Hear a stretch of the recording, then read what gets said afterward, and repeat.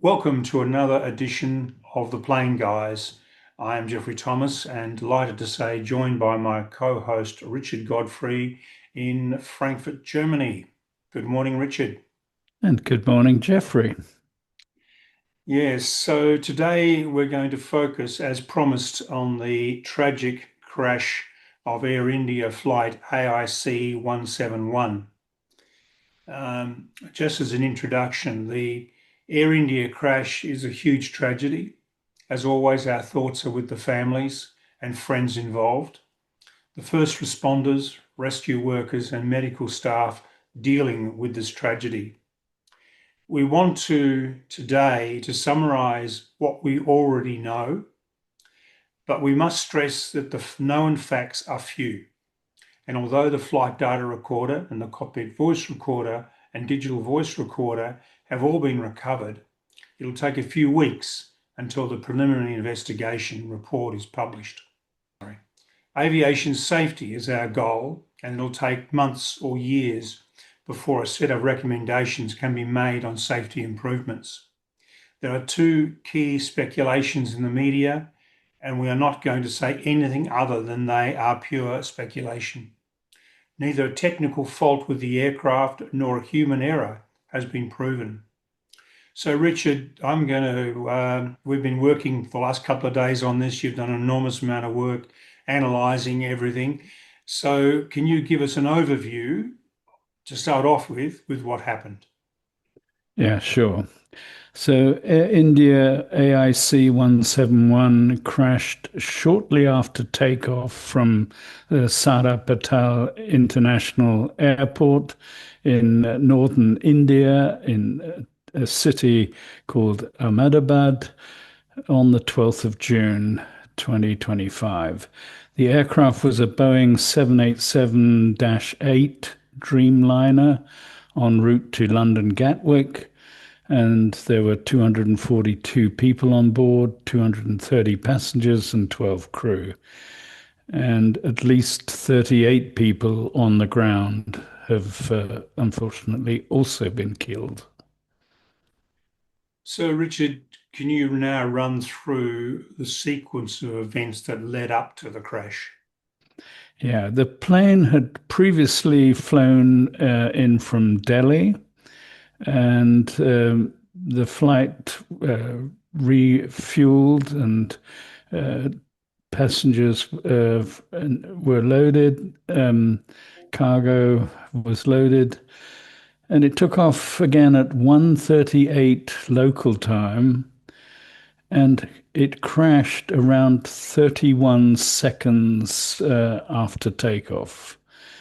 It crashed into a BJ Medical College building, a student hostel,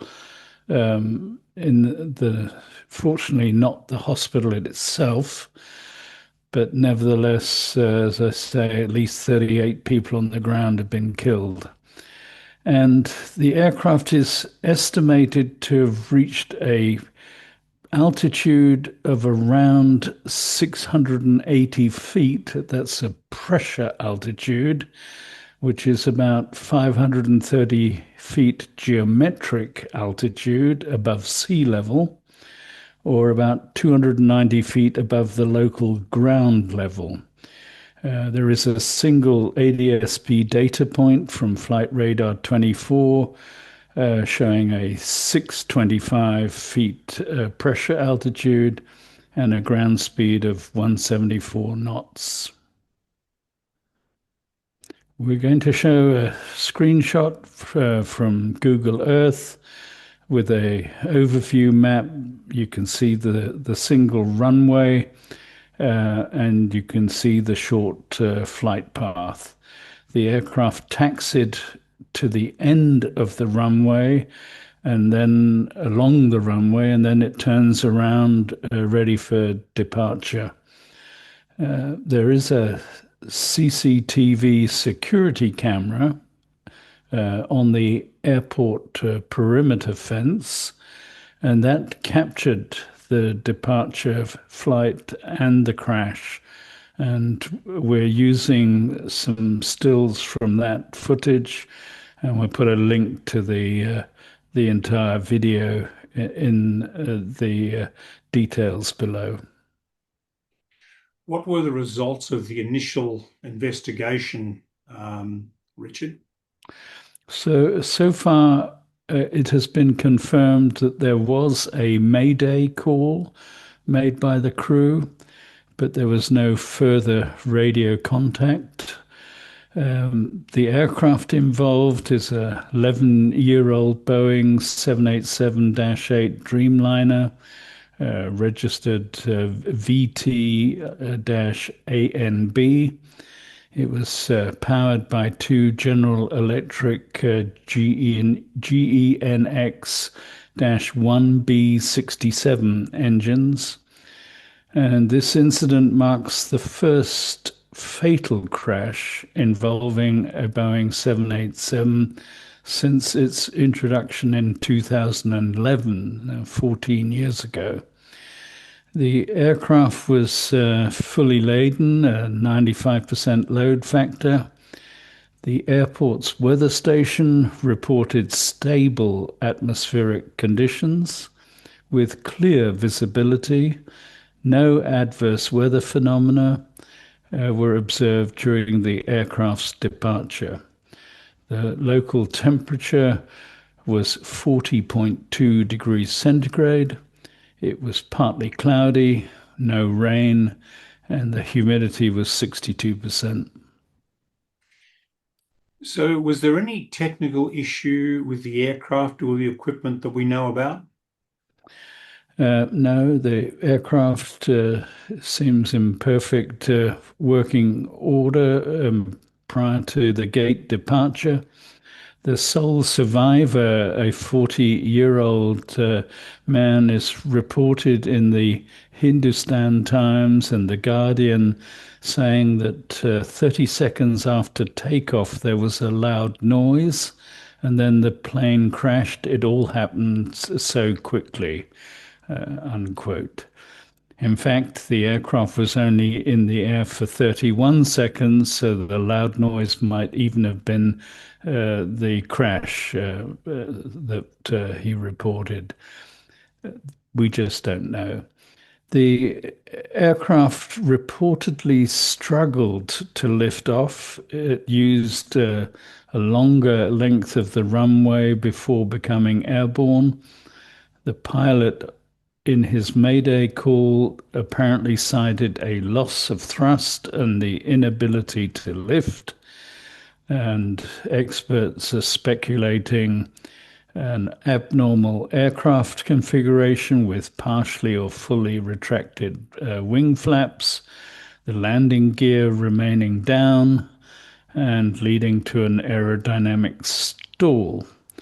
Other experts speculating on a loss of engine thrust, possibly due to rare causes like a double engine failure or a bird strike or fuel contamination. We're showing a screenshot, however, from the crash site where the wings have been found relatively intact. The first screenshot shows that the flaps were extended when the aircraft was found. And the second screenshot shows that the slats were deployed on the leading edge of the wing. But until we get the fuel docket and the cargo manifest released, it is impossible to come to any conclusion on the takeoff weight or the thrust setting or anything about the fuel weight was loaded onto the aircraft, or even to be able to determine exactly the required takeoff runway length. I've set up a daily task in ChatGPT to report on any substantive factual information on AIC 171. Yeah. Richard, you've analysed the data so far. What have you found? Well, we have little solid data so far. I went back and analyzed the previous takeoff ADS-B data on flight AIC 171, which was always operated by a Boeing 787-8 Dreamliner. The seven previous takeoffs from the Ahmedabad airport, VAAH, when the ADS-B first picks up data after takeoff, we're showing on a screenshot. And it is obvious that AIC 171 was slower at 174 knots than all other flights. And the other flights were all above 180 knots and average 182.4 knots when first detected by ADS-B receiver. The initial rate of climb was considerably less, 896 feet per minute.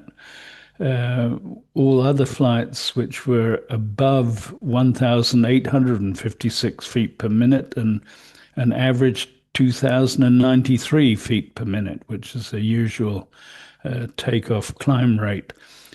This might indicate a loss of power at takeoff or just prior to takeoff. Uh, it's consistent actually with one engine inoperative, but the aircraft obviously reached the so-called V1 speed, which is the decision speed whether you abort a takeoff or not. And quite obviously, the aircraft became airborne.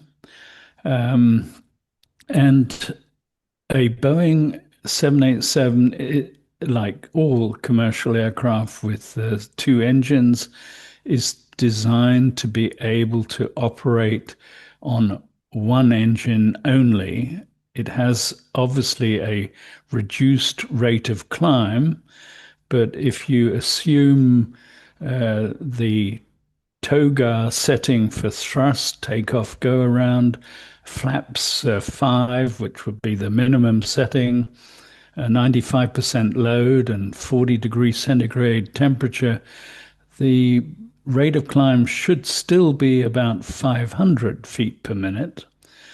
So it'll still climb slowly, will allow you enough time to go around and do an emergency landing.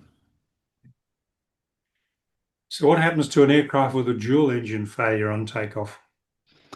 Yeah, dual engine failure on takeoff is worst case scenario. And when you have little altitude and a low airspeed, that does not give the pilots time to be able to react. So some experts are speculating someone put the wrong fuel in or the fuel was contaminated. We just don't know. What we do know is an engine will still produce some thrust, even if the fuel is contaminated or it's the wrong octane. Uh, but in this case, the aircraft could not maintain sufficient airspeed to enable enough lift to be generated. Everything seemed fine when uh, the CCTV security cameras filmed the aircraft on its path down the runway. We have a screenshot of the aircraft first appearing at 13:38:28 local time on a screenshot. And we have another one 3 seconds later where it is proceeding further down the runway. The speed looks good. The aircraft looks fine. And clearly, the decision was made in the cockpit to go ahead with the takeoff.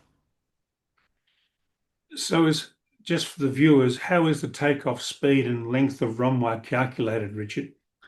It's a bit of a complicated one, but there are four takeoff speeds. So I mentioned V1, the decision speed, takeoff or abort. And once you've passed that and decide to go ahead, you're committed to becoming airborne. The next speed is VR, which is the rotation speed, where you pull back and start to rotate.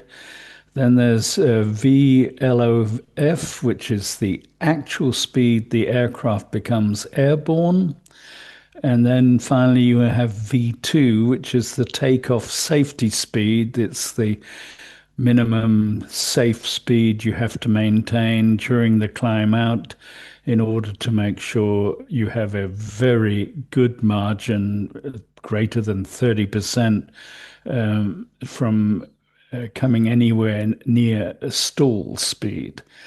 So the calculated distance depends on the weight, runway length, slope of the runway, the surface condition, the wind strength and direction, the air pressure, the air temperature, the flap setting, and the thrust.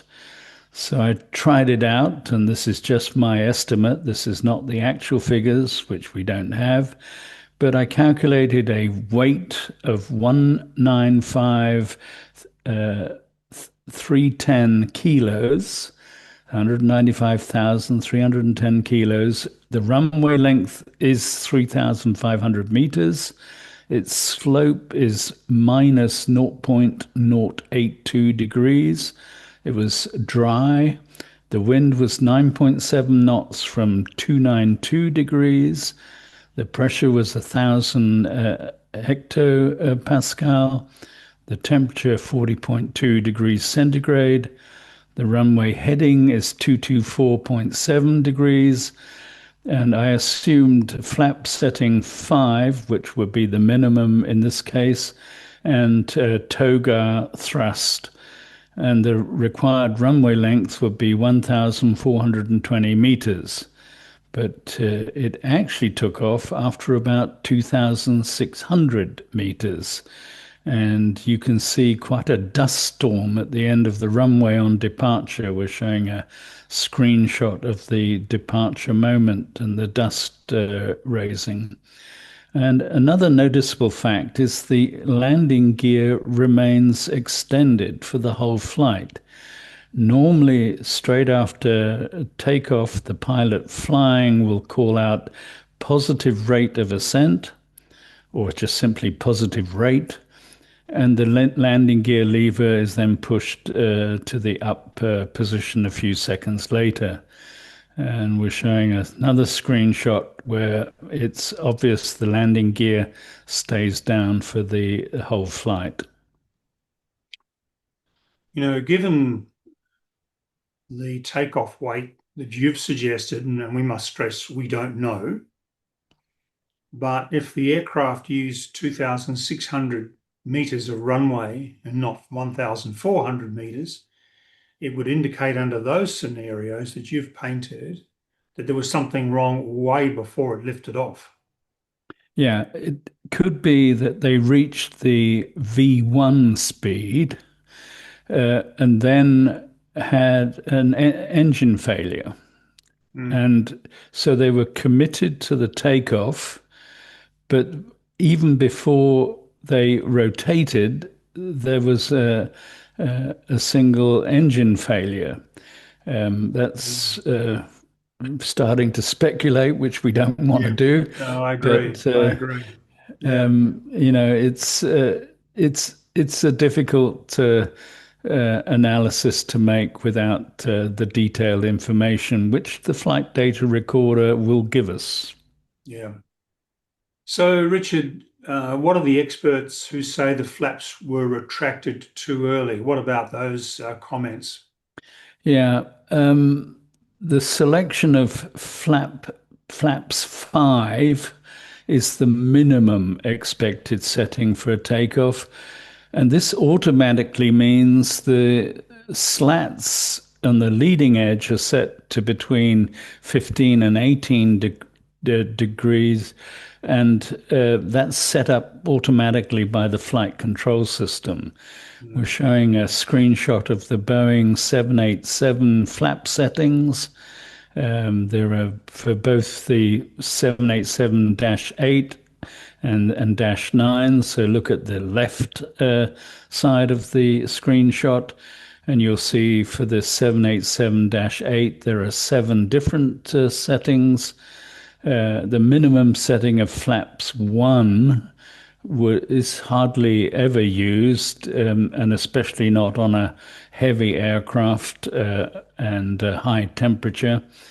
So in this case, it was going to be a setting between flaps 5 and flaps 20, and more likely a higher setting due to the heavier weight and higher temperature.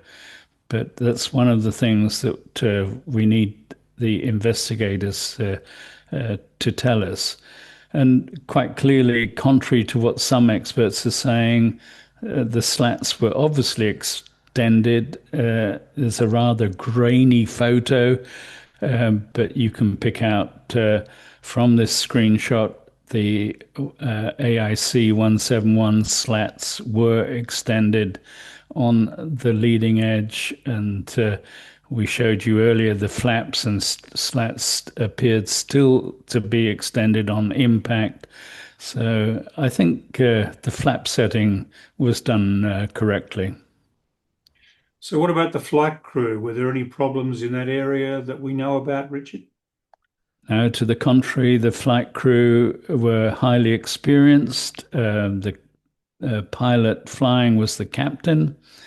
He had 8,200 flight hours and was also a qualified trainer. His first officer had 1,100 flight hours and had received training for emergencies like this and long haul flights like this.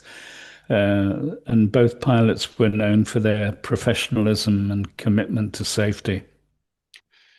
So, the investigation's obviously started. Who's going to be involved? Well, it's led by the Indian Directorate General of Civil Aviation, DGCA, but then they are supported by a whole host of international organizations. The UK AAIB and the US NTSB are sending teams. There are teams from Boeing and from GE Aerospace being sent, and both Boeing and GE have supported the investigation so far and pledged their continuing support. So VTANB had no prior accidents or major safety incidents that are recorded. It had a very strong safety record, and this was its first accident since entering service in late 2013. And, on the days before, it had done long haul flights from Delhi to Paris, Delhi to Tokyo, Delhi to Melbourne, and all were uneventful. And of course, this is the first accident involving a 787 since it entered service in 2011. There was one with an Anna, but that was on the runway, and it was a hull loss, but a very complete evacuation and a very successful evacuation. So there were no fatalities on that one. So, what other crash data is relevant in this case? Well, I'm showing a table of the data that we've gathered on this incident. Flight Radar 24 reports both pressure altitude and GPS altitude, but both are referenced to AMSL, above mean sea level. And they use different calculation methods. Pressure altitude is based on a standard atmosphere at 15 degrees centigrade and a surface pressure of 1013.25 hectopascal. GPS altitude is based on the WGS 84 ellipsoid model of the Earth. So you have to take care when you quote altitude figures. The aircraft made it to a geometric altitude of 527 feet above sea level, and that is only 284 feet above ground level locally. The altitude quoted in flight radar at 625 is the pressure altitude above sea level based on the standard atmosphere. The engine failure must have been after V1 because the aircraft certainly reached 168 knots. And the aircraft, when you watch the video, appears to start side slipping to the left, and the path actually veers 3 degrees to the left, which would indicate a left engine failure. But more than that, I am not willing to go. Mhm. So there's lots of questions, is there not? Indeed. Lots of open questions, and there will be a preliminary report. I expect that within a month. And in that preliminary report, hopefully, we'll get the information from the flight data recorder, the cockpit voice recorder, and the digital video recorder, which has been all three have been recovered. Mm. Terrible, terrible tragedy. And, with the facts that as we know them right now, there's quite a few things that just don't make sense. Yeah, it doesn't add up, and I don't think anyone knows what happened, although there's a tsunami of speculation out there, Oh, yeah. both in the uh, press and radio, television, and in social media. But we need to be very cautious before we come to any conclusions. Interestingly enough, you mentioned pilots being quoted and reported, or they're speculating. One of the things I noticed that these highly qualified pilots seem to be contradicting each other as well. So they're all got their own interpretation of what has happened or their own speculation of what has happened. Yeah. So it And makes it very and I have to confusing for the say, public. a pilot or a captain, and there are many of them who have their YouTube channels. Mm. Um, I watched yesterday evening Mentor Pilot, and there was a very careful and cautious analysis and a clear statement against speculation, which I absolutely agree with and applaud. And it is not helpful to try and come to conclusions rapidly. We've even had viewers on our YouTube channel saying, why didn't you already mention it yesterday in the broadcast? And why didn't you immediately start reporting on it? Well, we are today, but we're being cautious because the known facts are limited. And we will be updating in the coming days and weeks when more evidence comes to light. So, Richard, thank you very much indeed for all that tremendous work you've done, pulling all that data together, and particularly the analysis of the various dynamics. Um, so, we're going to take a break tomorrow, and we are hopefully, well, not hopefully, we'll be back on Tuesday with all your questions and more analysis on this crash. The timing might be different, a little bit different. So, we will be back on Tuesday. But it may be a different time slot to what you're normally used to. So just stay tuned and we'll be back. So, viewers, thank you for watching. Thank you for subscribing to us. And if you're not subscribed, please subscribe. Please continue those likes, continue those questions, and we love the compliments. That's really great. And thank you, Richard. You're very welcome, Jeffrey, and I hope you can still enjoy a little bit of the Paris Air Show and be interesting to hear what you hear from other experts there. Yes, look, I will be, and certainly what we might do, and bring the listeners in again here. What we might try and do, Richard, possibly tomorrow night, is put together an episode and then publish it on Tuesday first thing. So it'll be a little bit of a mixed up timetable, but we'll be back with you as soon as we possibly can with some updates. Thank you.